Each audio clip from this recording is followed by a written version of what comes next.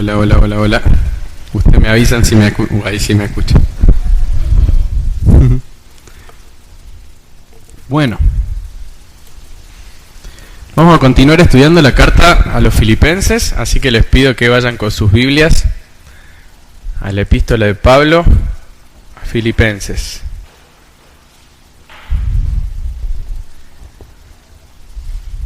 Las voy a esperar a que la busquen. Para ir haciendo un repaso de todo lo que estuvimos viendo hasta acá, habíamos visto que ya desde el principio Pablo en el saludo que le hace a los filipenses ya empezaba a enseñar teología, ya empezaba a usar los saludos típicos de la época, pero explicándole desde ese comienzo a los filipenses que tanto él como ellos eran esclavos y santos, y les deseaba gracia y paz.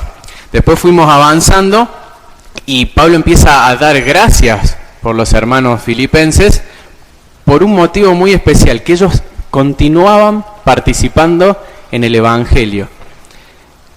Y él les dice que Dios, el que comenzó esa obra, la va a continuar haciendo. Después, Pablo les dice que les escribe por un motivo en particular, y es que el Evangelio está avanzando, y eso le alegra a él. Y ya acá empezamos a ver que si hay un protagonista en esta carta, es el Evangelio.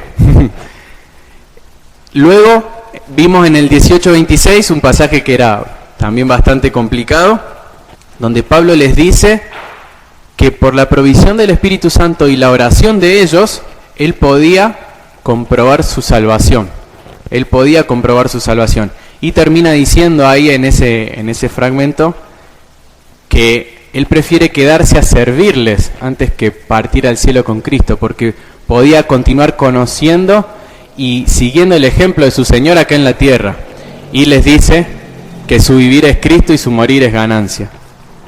Luego, Pablo empieza a partir del capítulo 1, versículo 27, un segmento de la carta donde él les va a decir, bueno, este evangelio en el cual ustedes participan, en el cual yo me gozo, es un evangelio que no es solamente un mensaje vacío, es un mensaje que merece una forma de comportarse. Entonces es ahí donde empezamos a ver el domingo pasado que el evangelio es digno de un tipo de conducta, es decir, aquellos que han recibido este evangelio, que lo han aceptado, que han sido salvados, que trabajan para este evangelio, le deben a este evangelio, o sea, a Dios mismo, cierta forma de comportarse. En el domingo pasado habíamos visto, Pablo empieza a decirles, en el capítulo 1, versículo del 27 al 30, sobre todo la forma en que la iglesia actúa y se comporta hacia afuera, ¿sí? Haciendo así un repaso muy rápido de la prédica pasada, los anima a ser activos, les dice que tienen que estar firmes y luchando, a ser unidos en un mismo espíritu, íntegros, les dice que se tienen que comportar de la misma forma, sea que Pablo está presente o no. Los anima a ir delante valientes, sin temor, privilegiados por sufrir por Cristo, e imitadores, tanto de Pablo como de Cristo. Entonces, ahí habíamos dejado la última vez, ¿sí? Este evangelio nos empieza a decir cómo nosotros tenemos que comportarnos. Y lo que hace Pablo primero es decirle, bueno, ustedes como iglesia, hacia afuera, por decirlo de alguna manera, deben mostrar estas características. Y a partir de ahora, que es el capítulo 2 que vamos a empezar a leer hoy, Pablo comienza a mirar puertas para adentro de la iglesia y les empieza a decir, bueno, ahora de esta forma tienen que comportarse ustedes entre ustedes, adentro, ¿sí? Así que vamos a Filipenses 2, versículo 1. Leo. Por tanto, si hay algún estímulo en Cristo, si hay algún consuelo de amor, si hay alguna comunión del Espíritu, si hay algún afecto y compasión, hagan completo mi gozo, siendo de un mismo sentir, conservando el mismo amor, unidos en espíritu, dedicados a un mismo propósito. No hagan nada por egoísmo o por vanagloria, sino que con actitud humilde, cada uno de ustedes considere al otro como más importante que a sí mismo, no buscando cada uno sus propios intereses, sino más bien los intereses de los demás. Nosotros sabemos, porque en el capítulo 4 Pablo lo va a mencionar, por lo menos conocemos un problema visible de los filipenses. Era que había dos mujeres, Evodia y Síntique, que estaban teniendo problemas entre ellas, y Pablo les manda a que se pongan de acuerdo. Entonces ya vemos cómo la carta gira alrededor de esto, y es muy llamativo porque los filipenses son muy elogiados por Pablo. De hecho, si nosotros los comparásemos con otras cartas de Pablo, Pablo es bastante positivo para con ellos, a diferencia, por ejemplo, de los Corintios o los Gálatas, en los que tiene muchas más cosas para remarcarles. Y esto es un llamado de atención para nosotros, porque si una iglesia que estaba tan bien y que tenía y que era motivo de gozo para Pablo al punto de que él lo llama su corona, es una iglesia que tiene que escuchar este mensaje y que Pablo les advierte de esto, cuanto más nosotros tenemos que estar siempre pendientes de este tema. Es muy importante. Y acá Pablo va a empezar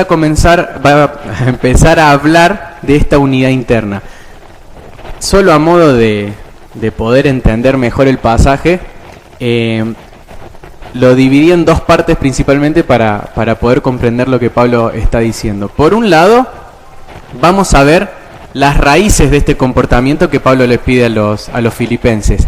¿Dónde nace? ¿Dónde comienza? ¿Qué tiene que haber dentro de ellos sí o sí para que pueda darse esto? ¿Sí? Y luego vamos a ver los frutos, cómo se ve afuera, cómo se observa y cómo se comprueban estas raíces en la conducta del día a día. Y dentro de estos frutos, principalmente la unidad y la humildad, ¿sí? Eso para que lo tengan en mente mientras vamos oyendo la prédica. Primero vamos a ver esto, porque Pablo comienza hablando de lo que debe haber dentro, en estas raíces, lo que tiene que estar antes sí o sí, para que luego pueda verse estos dos frutos, la unidad y la humildad. Así que acompáñenme, vamos al versículo 1. Vuelvo a leer, dice: por tanto, si hay algún estímulo en Cristo, si hay algún consuelo de amor, si hay alguna comunión del Espíritu, si hay algún afecto y compasión, y ahí lo corto. Está incompleta la idea, pero vamos a ir por partes. Primero vemos que Pablo comienza diciendo por tanto. Esto conecta directamente lo que vamos a ver hoy con el pasaje anterior, ¿sí? Es decir, como cristianos no podemos solamente tener una de estas dos actitudes correctas. Portarnos bien hacia afuera, pero no hacia adentro, o al revés, ¿sí? Son dos cosas que, si bien nosotros las dividimos para entender mejor el pasaje, en realidad todo esto y lo que sigue en el próximo domingo sobre todo, es un gran mensaje todo junto, ¿sí? Nosotros lo dividimos solamente para ir entendiéndolo mejor por partes. Y Pablo pone este condicional, así comienza la oración: si hay.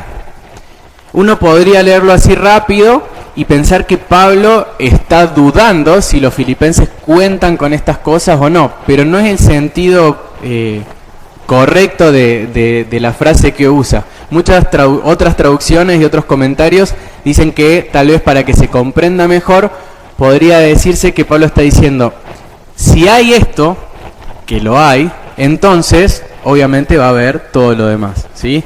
Por eso algunos también colocan la palabra ya que hay, ¿se entiende? Entonces es mucho más entendible lo que Pablo está queriendo decirles.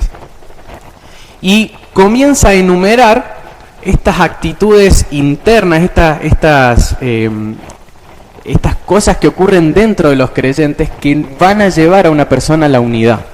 Y el primero es el estímulo en Cristo, ¿sí? Si hay algún estímulo en Cristo. Van a ver, son 4 que no son fáciles de dividir. Están muy relacionados uno con el otro, así que creo que también en este sentido capaz vamos a ir puntualizando, pero se van a mezclar en la medida que vayamos hablando. El primero es el estímulo. Esta palabra me llamó mucho la atención cuando leía los comentarios. Es paraklesis, que es la misma, tiene la misma raíz que parakletos, que es el consolador, ¿sí? Que la vimos cuando estudiamos el pasaje de Juan sobre el Espíritu Santo, cuando Jesús lo promete, y es estímulo, pero se puede también traducir como ánimo, aliento. Y no es cualquier aliento, es un aliento en Cristo. Si yo leyera solamente así, estímulo en Cristo, puedo entender que es como, bueno, yo puedo ver a Cristo y que eso me estimule. Pero si empiezo a profundizar y veo que en realidad habla de un aliento, y si yo entiendo cómo Pablo usa esta frase en Cristo, en sus cartas, se refiere a la unidad que tiene el creyente en Cristo. Nosotros estamos unidos a Cristo y Cristo está en nosotros. Nosotros en Cristo y Cristo en nosotros. Es un misterio muy grande, pero sabemos que es cierto. Y Pablo empieza a decir que esa unión a Cristo a nosotros nos anima, a nosotros nos alienta.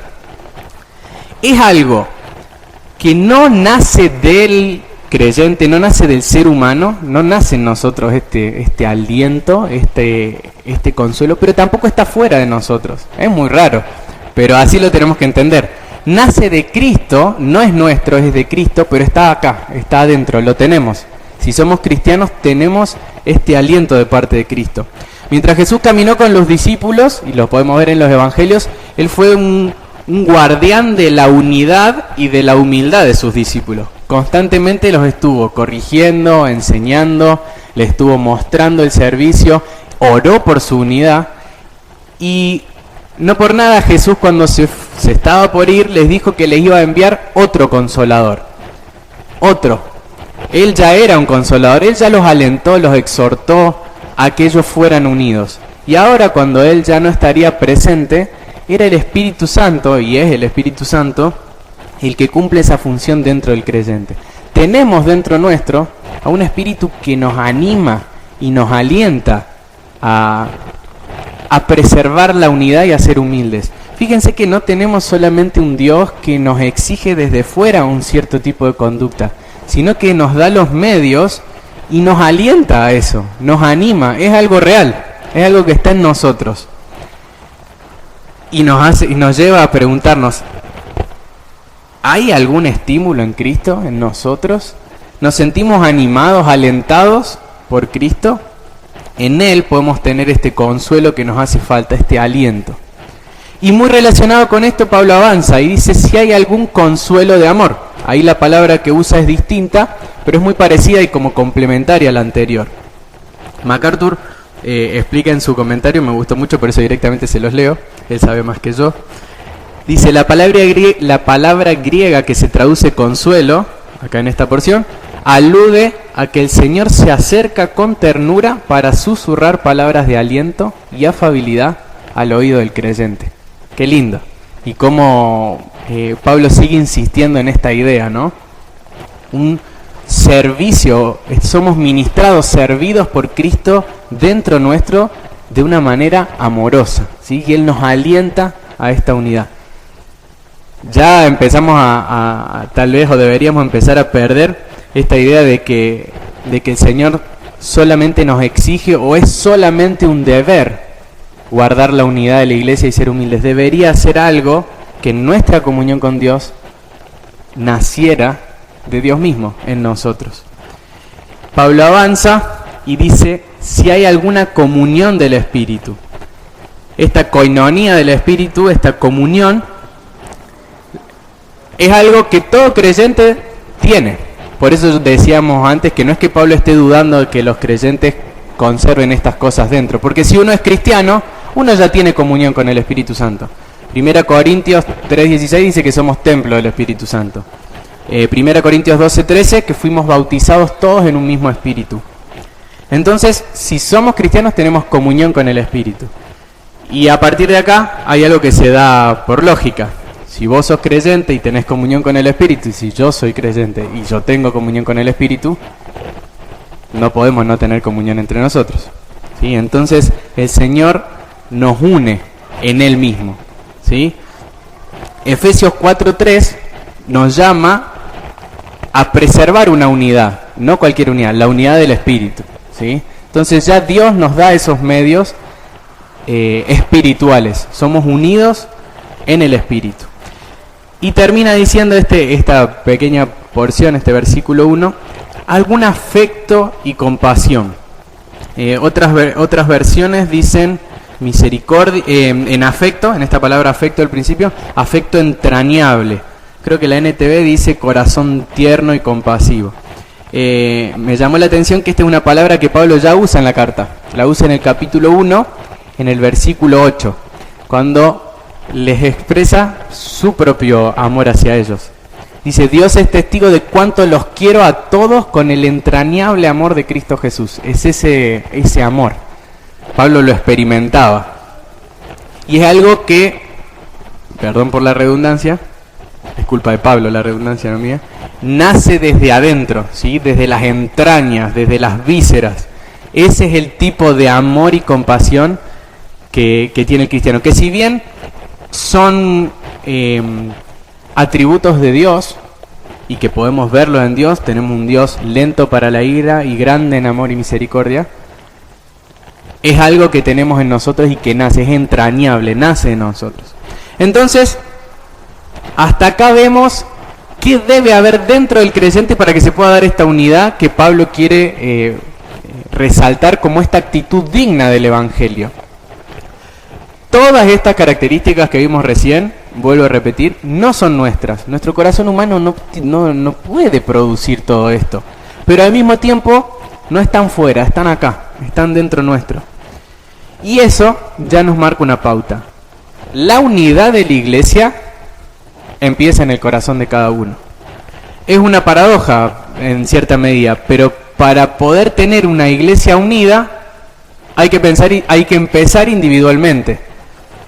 Si vos querés guardar la unidad de tu iglesia, la unidad de la iglesia bíblica del camino, no empeces buscando afuera qué se puede hacer. Empezá por casa.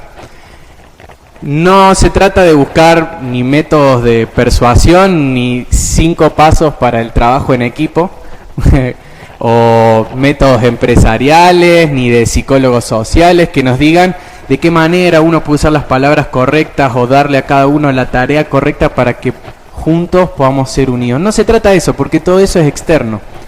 Se trata de comenzar por dentro. Si hay algo que sacamos de este versículo, de todos estos elementos, es que se trata de algo dentro. Y si vas a buscar dentro, no busques en tu corazón, porque tampoco lo vas a encontrar ahí. Tenemos que buscarlo en Cristo, ¿sí?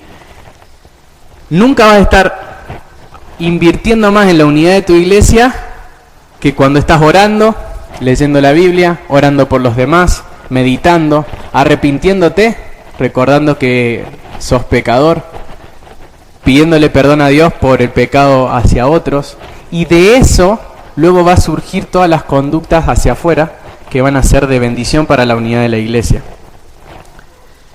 Tenemos que no solamente entender intelectualmente, sino tener una comunión con el Dios de la Biblia que nos lleve luego a poder expresar eso en la unidad de la iglesia. Y debería darse naturalmente.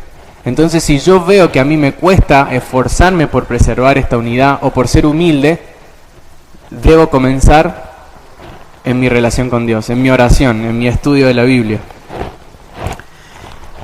Y si Dios nos está pidiendo que empecemos por el corazón, es porque ahí están los verdaderos enemigos de la unidad, ¿sí? Los verdaderos enemigos de la unidad de la iglesia nacen del corazón del hombre.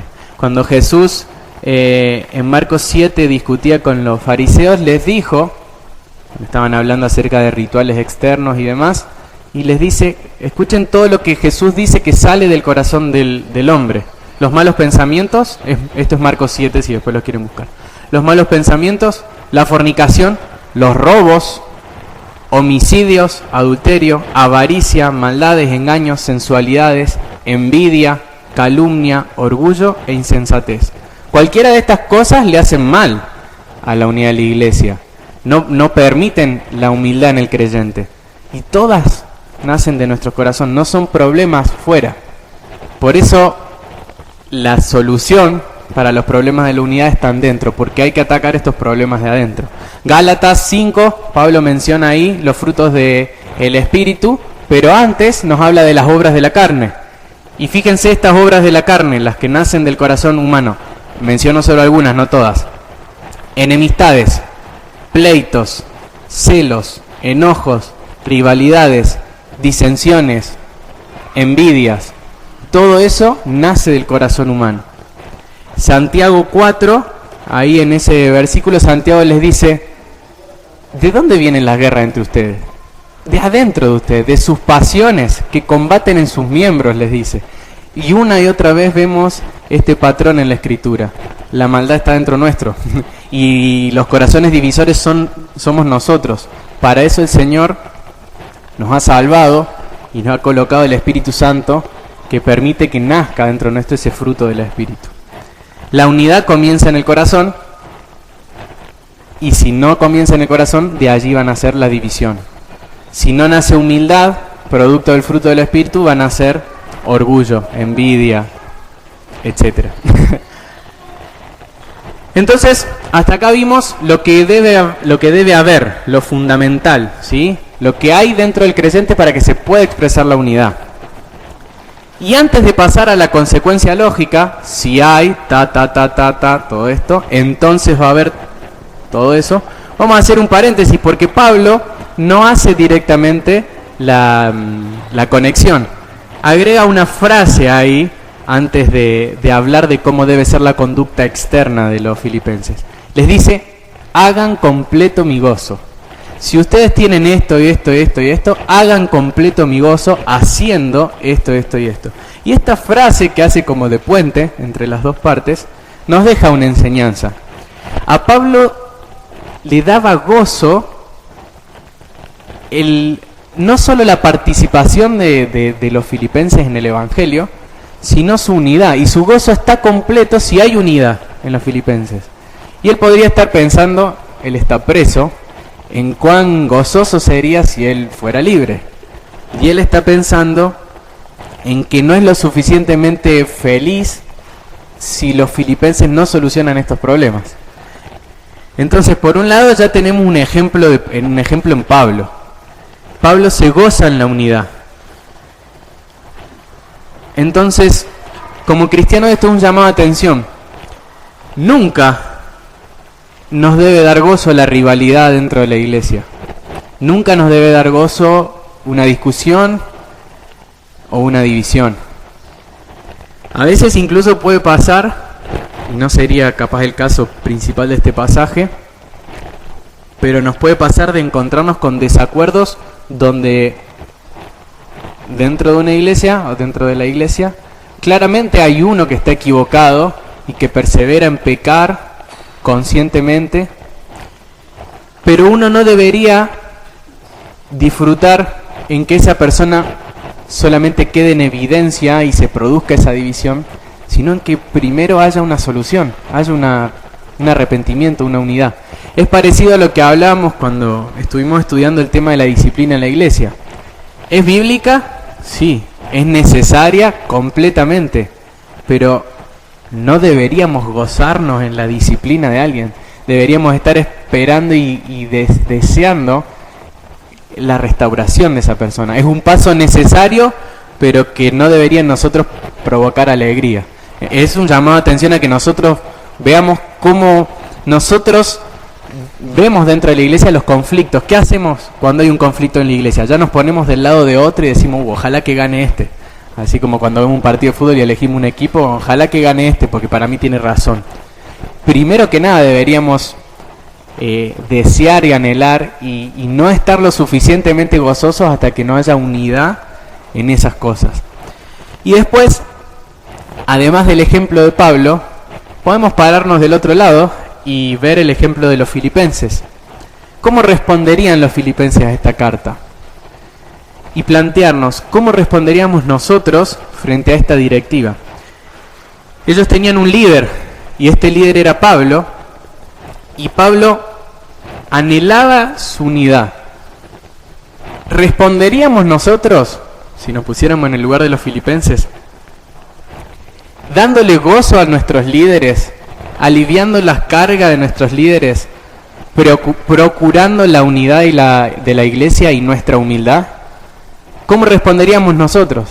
Y después hay una realidad. Nosotros estamos en una iglesia y tenemos líderes, pastor, hermanos, los cuales van a estar más gozosos si nosotros procuramos estas cosas. ¿Cómo estamos respondiendo a ellos? ¿Cómo estamos respondiendo nosotros si nos ponemos en el lugar de los filipenses? Entonces, vemos acá la importancia de la unidad, que afecta el gozo del creyente. Entonces ya tenemos las raíces de la unidad y de la humildad, estas cosas que están dentro del creyente que Dios puso ahí, y vemos el gozo de Pablo. Y ahora vamos a ir a los frutos, ¿sí? ¿Cómo se evidencia?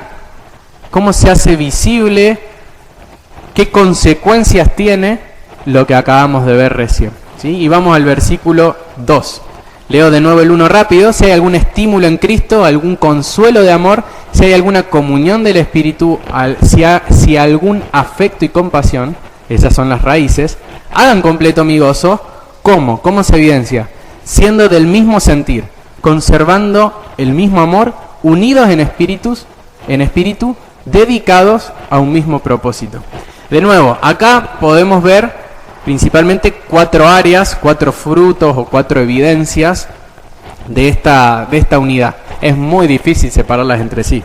De hecho, hasta es difícil separarlas de las mismas raíces, de las que mencionamos hace un rato. Lo primero que les dice es, siendo de un mismo sentir. Acá yo me ayudé leyendo varias traducciones. La NBI dice, teniendo un mismo parecer. La Reina Valera 60 dice, sintiendo lo mismo. Y la NTV dice, poniéndose de acuerdo de todo corazón. Elegí estas versiones que me ayudaban a completar la idea. Porque podemos simplemente leer, como buenos posmodernos, la palabra sentir y pensar que acá estamos hablando solamente de emociones. Pero en realidad la idea es que es una misma forma de pensar, ¿sí? Una misma forma de pensar. En este contexto, particularmente, directamente no está hablando de temas doctrinales, ¿sí? Si bien se da eso, y también es cierto, acá principalmente no les está hablando de que tienen que pensar igual respecto a doctrina. Indirectamente eso es cierto igual. Y tampoco es algo que nosotros debiéramos aplicar 100% literal. ¿Ustedes piensan exactamente lo mismo que sus hermanos? Creo que no habría iglesia, ¿no?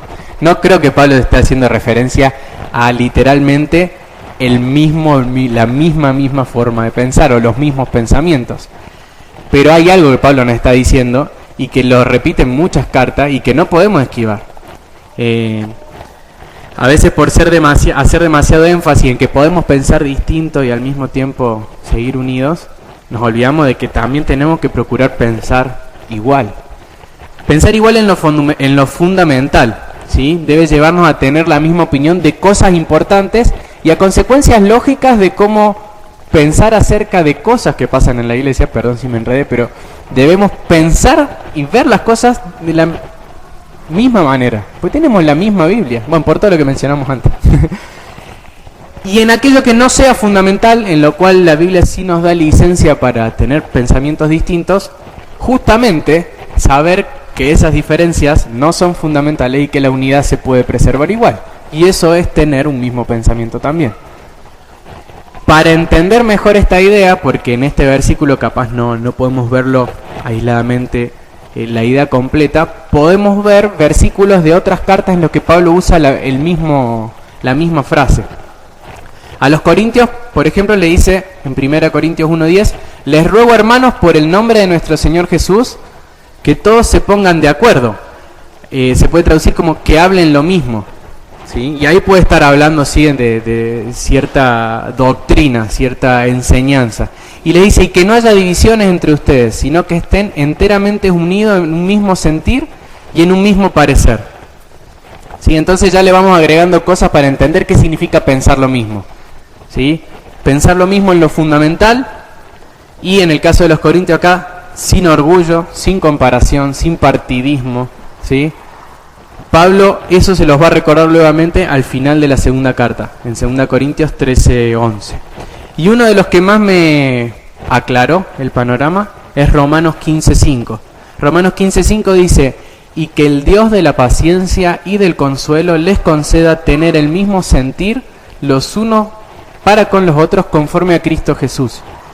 Lo que más me aclaró de esto es el contexto, porque Pablo cierra una idea que viene trabajando ahí en Romanos 14, que es que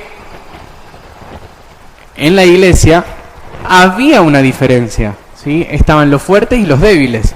Algunos que no comían el alimento sacrificado a los ídolos y otros sí.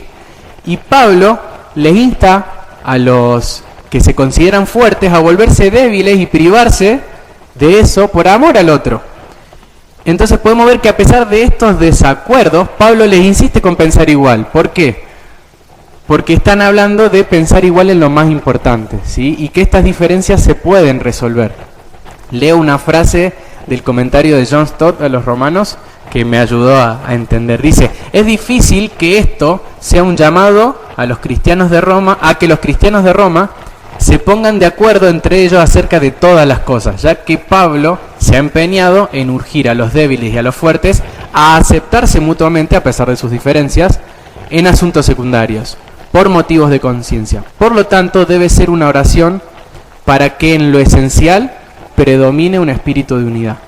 Y si yo quisiera sacar acá algunas conclusiones, en estos aspectos donde no podemos pensar igual, sí es muy importante pensar en el mayor bien de la congregación, dando libertad de conciencia a mi hermano y buscando no ser de tropiezo para el otro, ¿sí? Pero la idea fundamental, debemos pensar igual, así como suena. Debemos pensar igual como cristianos. Esa es una de las evidencias del trabajo de Dios dentro nuestro por su iglesia, por la unidad de su iglesia. La segunda, conservando el mismo amor, dice Pablo, volviendo a Filipenses. Conservando el mismo amor. Debemos tener el mismo amor hacia todos. Es decir, tenemos que amar a todos por igual, ¿sí? El mismo amor, los mismos pensamientos y el mismo amor. Ahí en Santiago 2 nos recuerda de que iglesia y favoritismo no deberían ser compatibles. Y tal vez, como miembro de la iglesia, sí tengamos formas distintas de expresar el amor hacia distintas personas. No lo hacemos igual con gente de nuestra edad, no lo hacemos igual con gente de otro sexo, con gente con la que pasamos menos tiempo, que compartimos espacios formales, más informales. O sea que en eso claramente uno puede mostrar y manifestar el amor de distintas formas. Pero en la esencia debemos amar a todos por igual. No debe surgir en nosotros, en realidad surge en nosotros siempre, una inclinación a amar a algunos más que a otros, por afinidad. Bueno, esto debe ser combatido dentro nuestro, ¿sí? Debemos buscar conservar el mismo amor hacia todos. Primera de Juan 3:16 dice: en esto conocemos el amor, en que Él puso su vida por nosotros. Y lo que sigue después el punto seguido es fuerte. También nosotros debemos poner nuestra vida por los hermanos. Podemos expresar amor de distintas formas, pero dentro nuestro se ve de esta forma. Nos sacrificaríamos por nuestro hermano. No sé, a mí me dan ganas de pedirle perdón a Dios. Que es muy fuerte, es muy duro. Que alta está la vara. Pero bueno, tenemos lo necesario adentro nuestro para que Dios forje eso en nosotros. Lo que sigue diciendo Pablo es unidos en espíritu.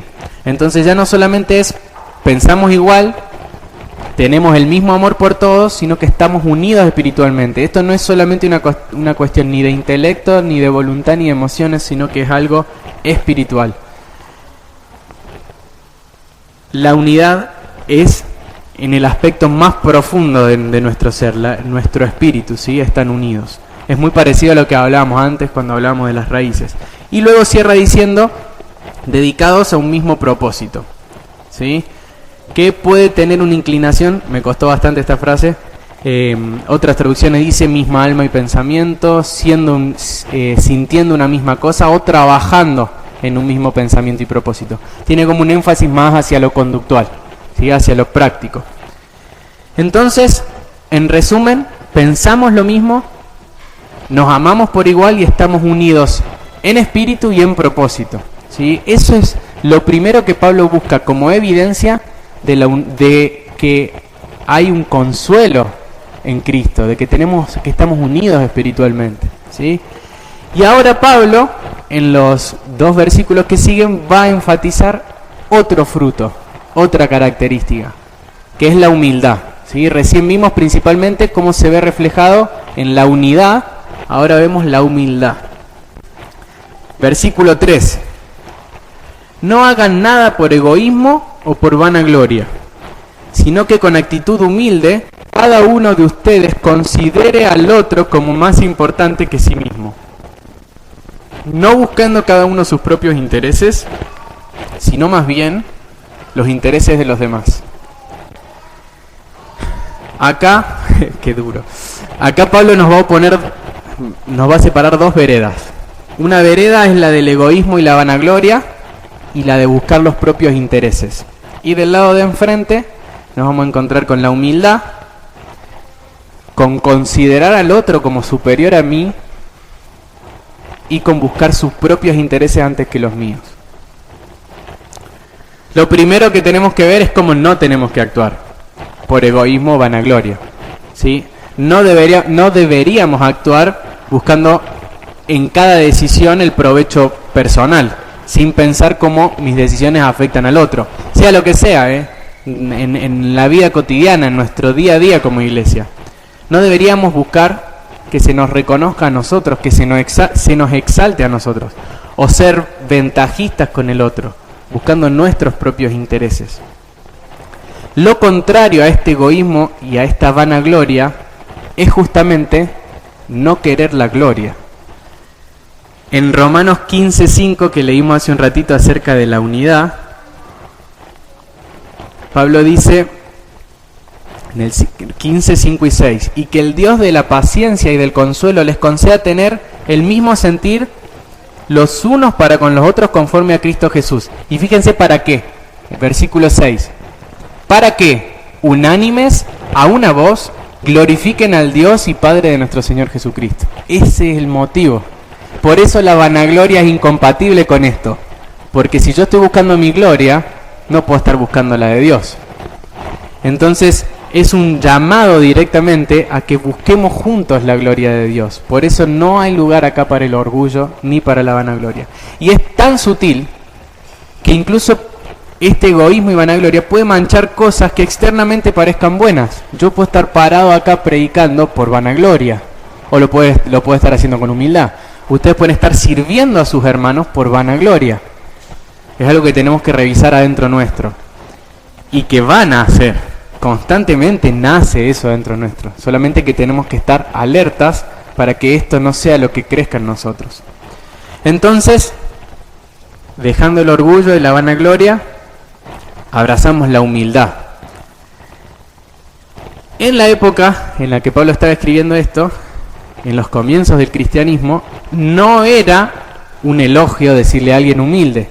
Era una palabra que principalmente se asociaba con los esclavos y que era algo vergonzoso, ¿sí?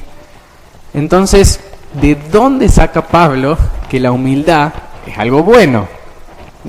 ¿Cómo hace Pablo para pararse en el contexto de su época y decir, esto a lo que ustedes ven como vergonzoso, yo lo veo como honroso? Bueno, lo saca de la misma palabra de Dios. Podría leer 15.200 versículos. Estuve viendo Proverbios 11.2, 16.9, Salmos 138.6, si después los quieren buscar. Hermosos versículos que resaltan la humildad en el Antiguo Testamento como algo bueno, como algo digno de abrazar, como algo que tenemos que buscar.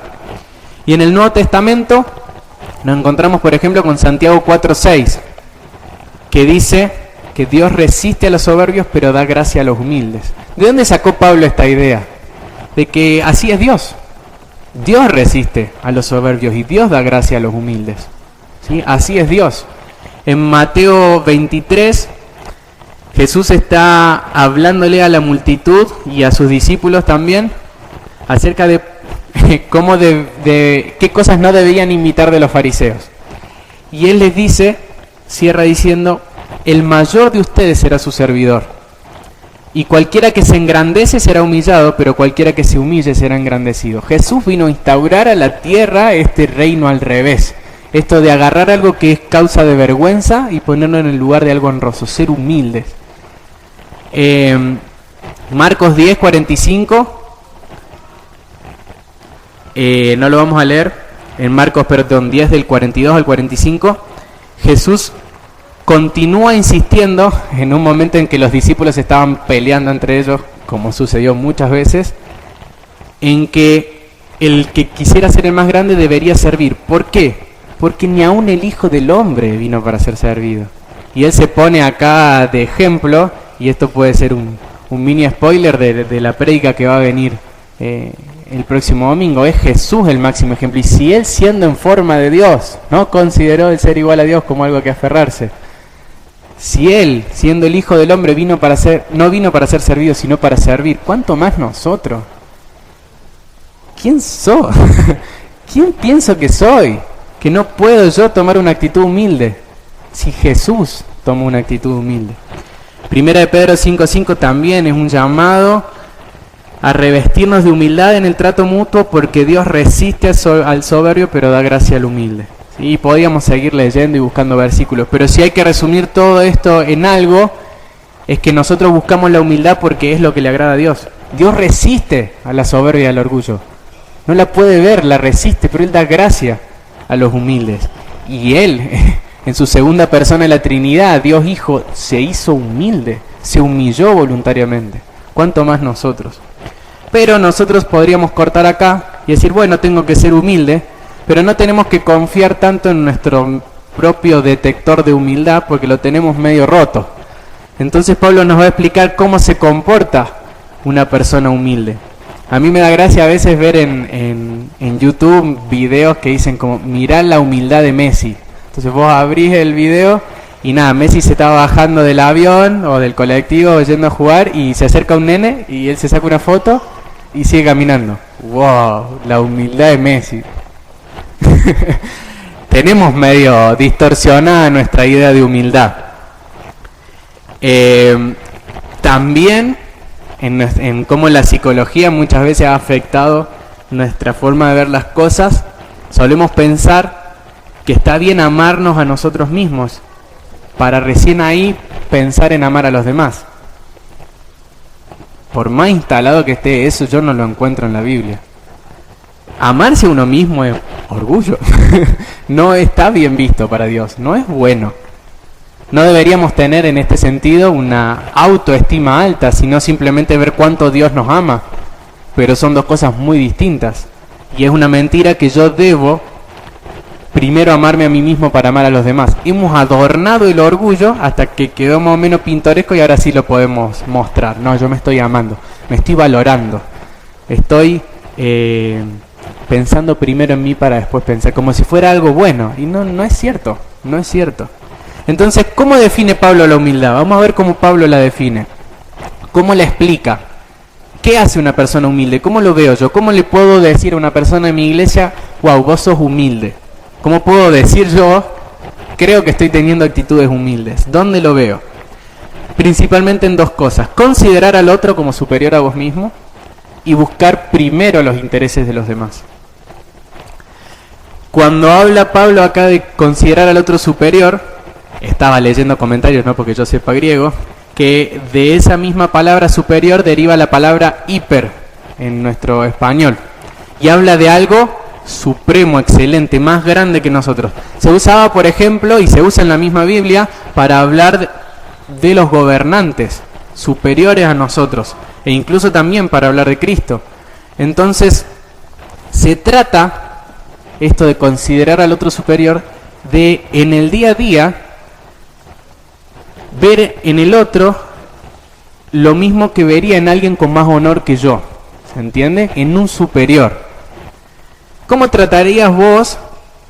No voy a decir al presidente porque sé que muchos no lo tratarían con honra si lo vieran, pero ¿cómo tratarías vos a alguien que tenés en alta estima? Por ejemplo, no sé, tu predicador favorito, por decir algo, ¿no? O una persona famosa, alguien que vos, un intelectual que te guste mucho, o un deportista, si lo vieras, ¿cómo lo tratarías? Alguien que vos considerás digno de honor, superior a vos. Bueno, de esa forma deberías tratar todos los días a tu hermano. Y si vamos más allá, ¿cómo tratarías vos a Jesús? ¿Cómo tratarías vos a Jesús acá en persona? De esa forma tenemos que tratarnos entre nosotros. Jesús en Mateo 25, en un momento, dice que hablando del día en que separe como un pastor las cabras de las ovejas, le va a decir a algunos que como tratamos al más pequeño de sus hermanos, lo tratamos a Él. Él dice en Mateo 25:40, en verdad les digo, en cuanto lo hicieran a uno de estos hermanos míos, aún a los más pequeños, a mí me lo hicieron. Entonces la forma en la que vos tratarías a Jesús, de esa forma tenés que tratar a tu hermano. De esa forma Jesús se lo toma personal en su iglesia. Y recordaba mientras pensaba esto, en Juan 13, cuando Jesús toma el manto y se humilla delante de los discípulos haciendo una tarea de esclavo y comienza a lavarle los pies. ¿Se acuerdan quién fue el que saltó ahí primero y dijo, no, ¿qué estás haciendo? Fue Pedro. Y Pedro le dice, no Señor, a mí vos no me vas a lavar los pies. Hay algo que Pedro entendía, y era que Jesús era superior que él. Pero hay algo que Pedro no entendía, que él debería responder a la superioridad de Jesús sirviendo a él a sus hermanos. Porque hay algo que Pedro claramente no quiso, que Jesús le limpiara los pies. Pero hay algo que Pedro claramente no hizo, limpiarle los pies a sus colegas discípulos.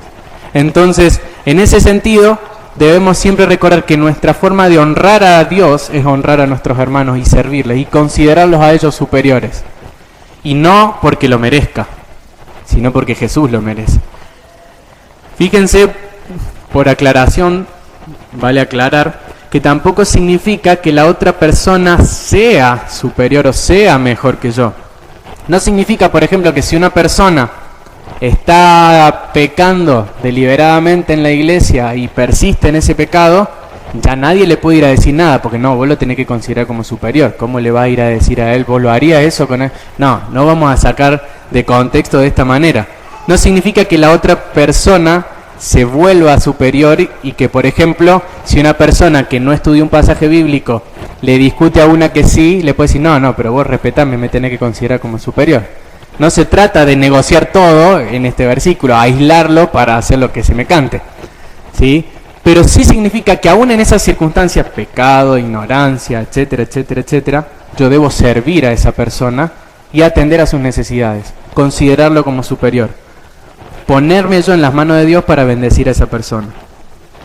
Pablo lo entendió, y Pablo, cuando hace autorreferencia a él en las cartas, por ejemplo en 1 Corintios se llama el más pequeño de los apóstoles, luego en Efesios el más pequeño de todos los santos, y en 1 Timoteo el primero de los pecadores. Él entendía esto, ¿sí? Y si hay alguna manera de poner esto en práctica, por más de que sea difícil, es comenzando por ver nuestro propio pecado. De esa manera vamos a aprender cada día más a considerar al otro como superior. En la medida en que veamos que nosotros no somos para nada buenos, es que vamos a poder romper con este sentimiento de superioridad y considerar al otro como superior. Y la última cara de esta humildad es buscar los intereses de los demás antes que los nuestros, ¿sí? Es velar por los intereses de los demás. Y para eso tengo que hacer un paso previo. Es conocer los intereses de los demás. Yo no puedo darle al otro lo que necesita si no sé lo que la otra persona necesita. A mí siempre me molestó que mi abuela me regalara media cuando era chiquito, pero yo no quería media para Navidad. Y me regalaba media. Y yo decía, no, yo quiero otra cosa. Y es que mi abuela no conocía que yo quería esa pelota de fútbol que había visto. Y mi abuela sí me conocía, pero me daba lo que necesitaba. Mi mamá sí estaba contenta de que mi abuela me regalara media. Pero nosotros muchas veces pensamos que el otro necesita una cosa y no es precisamente lo que está necesitando. Y hasta yo, si me fijo acá, probablemente no conozca todas las necesidades de ustedes. Y está mal. Deberíamos procurar pasar tiempo con el otro, conocerlo, saber cuáles son sus intereses para después ir a este segundo paso, que es, una vez que ya sé lo que mi hermano necesita, ¿lo estoy priorizando? O una vez que yo ya cubrí mis necesidades, ahí voy a ayudar a mi hermano. ¿Le estoy sirviendo a modo de entrega o le estoy dando las sobras de lo que me quedó una vez que ya procuré cubrir mis propios intereses y necesidades? Cuando yo estoy en el colectivo siempre me pasa cuando suben, vieron las personas que se quedan, bueno, a mí también me pasa, sin saldo en la tarjeta, y se suben al colectivo y dice, ¿alguien me podría vender un boleto? Ni siquiera me lo están pidiendo. Y yo espero, porque yo tengo saldo en la tarjeta, pero espero porque si se lo da otro, mejor. Y cuando veo que ya nadie le dice nada, ya me empiezo a sentir incómodo, porque digo, la persona se va a bajar del colectivo y yo tenía saldo. Yo tengo saldo y le doy la tarjeta. Pero ese ánimo de decir, bueno, voy a esperar. Si no se lo doy, mejor, así yo no salgo perdiendo. Y se soluciona todo. Y bueno, ya que no queda otra, si no queda otra, yo te ayudo. Y ese mismo corazón nosotros lo trasladamos a veces a la iglesia. Solamente vamos a servir si no hay otro que haga lo que hay que hacer. O solamente voy a ayudar a una persona si es un problema muy evidente y nadie lo ayudó. Pero no debería ser nuestra última opción, debería ser la primera. Es muy difícil, es muy difícil. Pero deberíamos estar atentos a dar primero y no esperar a dar de lo que nos sobró. De lo que nos sobra de tiempo, de lo que nos sobra de dinero o de lo que nos sobra de fuerzas. Listo, cumplí mi semana, hice todo lo que tenía planeado, tengo 2 horas libres, bueno, voy a ayudar a tal persona o Eso es dar de lo que nos sobró.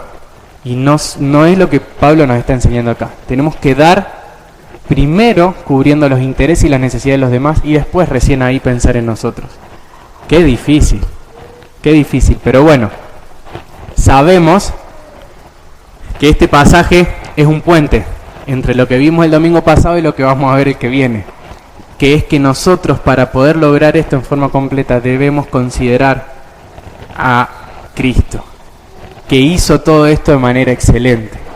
Entonces tal vez, después de ver todo esto y ver todo lo que vimos hoy como unidad y humildad, no tengamos el rompecabezas completo hasta que Pablo nos diga que esta doctrina de la encarnación que va a explicar en el próximo pasaje es la clave para que yo me quede sin excusa y tenga que entregar todo por la unidad y la humildad de mi iglesia.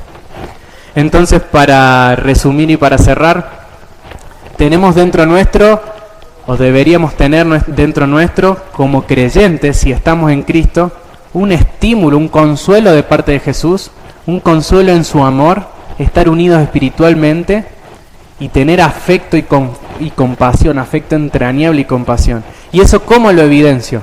Eso debería llevarme a mí a pensar lo mismo que mis hermanos en la iglesia, a amar a todos por igual, a estar unidos espiritualmente con ellos y dedicados juntos en los mismos propósitos. Y eso debería verse también reflejado en que yo no considere al otro como inferior o a mí como superior, sino al otro como superior, y que no busque yo mis propios intereses, sino primero el de los demás. Entonces Pablo nos muestra estas actitudes dignas del Evangelio que deben verse dentro de la iglesia. ¿Sí? Ya vimos las externas, hoy nos queda mucho más claro cómo debemos comportarnos entre nosotros, y Pablo va a seguir explicando en los versículos que siguen cómo Cristo es nuestro ejemplo mayor de humillación y entrega. ¿Sí? Oramos. Te damos gracias, Señor, por tu palabra, porque si bien, Señor, vemos tus mandamientos y nos resultan tan difíciles de cumplir y sabemos que no podemos hacerlo por nuestro propio esfuerzo, podemos descansar en que la salvación que se nos fue dada en Cristo nos equipa para poder procurar el bienestar de la iglesia, para poder ser unidos, para poder ser humildes. Y te rogamos, Señor, que de lo más profundo de nuestro corazón podamos ser alentados y consolados por tu Espíritu Santo a través de la oración, a través de la lectura de la Escritura, para que cada día podamos servir más, para que cada día podamos ser más humildes al que nos rodea. Te rogamos, Señor, que provoques estas cosas dentro nuestro, que tu palabra sembrada dé fruto, que tu Espíritu Santo nos impulse, no a la comodidad, no a dar de las obras, sino a poder darnos a nosotros mismos. Y ayúdanos, por favor, a considerar el ejemplo de Jesús. Te lo rogamos en el nombre del Señor Jesús. Amén. Bueno.